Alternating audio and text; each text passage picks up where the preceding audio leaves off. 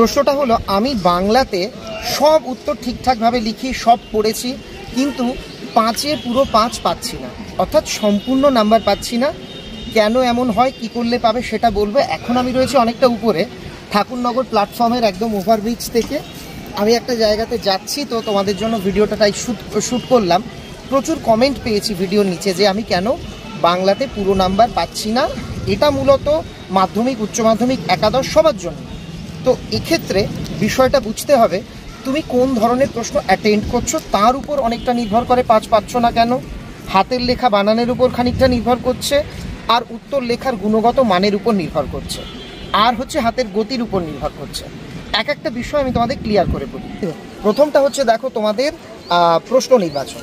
প্রশ্নে যদি দেখা যায় বিভাজিত নাম্বার আছে, আর যদি দেখা যায় একেবারে পুরো 5, দুটোর মধ্যে বিভাজিত নাম্বারের প্রশ্নটা লিখলে তোমাদের কিন্তু নাম্বার পেতে সুবিধা হবে।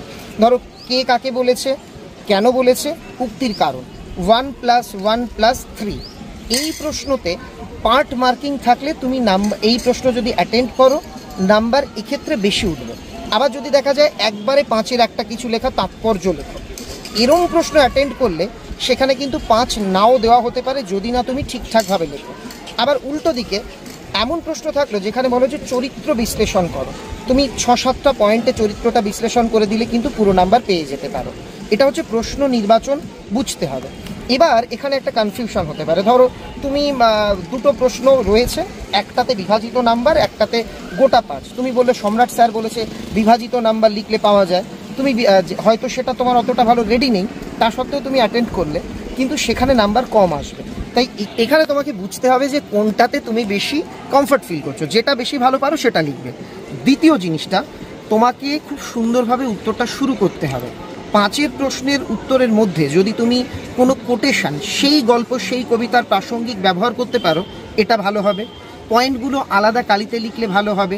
এমনকি অনেকে এটা বোঝে না, হয়তো প্রশ্নটা দেখতে একরকম কিন্তু প্রশ্ন অন্য কিছু চেয়েছে। তুমি হয়তো প্রশ্ন দেখেই তার উত্তরটা লিখে দিলে। তুমি হয়তো বাড়িতে পড়ে এসছো যে জ্ঞানচক্ষু খুলে গেল তপনের, এই লাইনটা দিয়ে বলা কখন খুললো, কিভাবে খুললো, কিন্তু পরীক্ষাতে এসছে জ্ঞানচক্ষু খুলে গেল তপনের, তপনের প্রকৃত জ্ঞানচক্ষু কিভাবে খুলেছে, দুটো উত্তর আলাদা। হয়তো তুমি ওই লাইনটা দেখে উত্তরটা লিখছো, এক্স্যাক্ট ভাষাটা বুঝছো না। তোমাকে যেটা করতে হবে, যে ভাষাতে প্রশ্ন করা হয়েছে সেই ভাষাতে উত্তর দিতে হবে। যদি প্রশ্নে পার্ট মার্ক, ওই যেটা বললাম পার্ট কোশ্চেনের কথা, সেক্ষেত্রে আলাদা আলাদা বুলেট বা স্টার চিহ্ন দিয়ে পার্ট করে করে করে উত্তরগুলো লিখতে হবে। ক্ষেত্রে একটা জিনিস মনে রাখবে, 5-এর প্রশ্ন দিলে কি মানে কোথা থেকে নেওয়া, কার লেখা, এগুলো লেখার প্রয়োজন হবে। সেখানে যদি ভুল হয়, ধরো কবির নাম, লেখকের নাম তুমি ভুল করলে, এটা একটা বড় ভুল।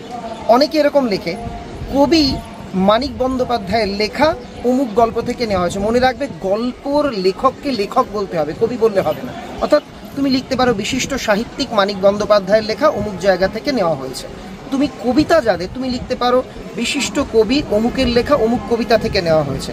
প্রবন্ধ হলে বিশিষ্ট প্রাবন্ধিক অমুকের লেখা অমুক জায়গা থেকে। নাটক হলে বিশিষ্ট নাট্যকার অমুকের লেখা অমুক জায়গা থেকে নেওয়া হয়েছে। তোমরা অনেকেই মূল গ্রন্থকে কাব্যগ্রন্থ লেখো, এটা কিন্তু ঠিক নয়। কবিতা নেওয়া হয় কাব্যগ্রন্থ থেকে, গল্প, নাটক, প্রবন্ধ, এগুলো বিভিন্ন গদ্য সংকলন, বিভিন্ন গল্প সংকলন, বিভিন্ন গদ্য গ্রন্থ, সেখান থেকে নেওয়া হয়। তাই তাদের নামের ক্ষেত্রে হবে গ্রন্থ, কবিতার মূল কাব্যগ্রন্থের ক্ষেত্রে হবে, মূল গ্রন্থের ক্ষেত্রে হবে কাব্যগ্রন্থ। এই জিনিসগুলো মনে রাখবে। আর একটু হাত কিন্তু দ্রুত চালাতে হবে, সময়ের মধ্যে লেখাটা কমপ্লিট করতে হবে, যা চেয়েছে সেটুকু লিখতে হবে। তাহলে বিষয়টা এই যে চারিদিকে লোক চলে আসে, অসুবিধা হচ্ছে, তাই সংক্ষেপে বলি, হাতের লেখার দিকে নজর রাখতে হবে, বানানের দিকে নজর রাখতে হবে। হাতের লেখা খারাপ হলে অসুবিধে নেই, কিন্তু যাতে বোঝা যায় সেটা দেখবে।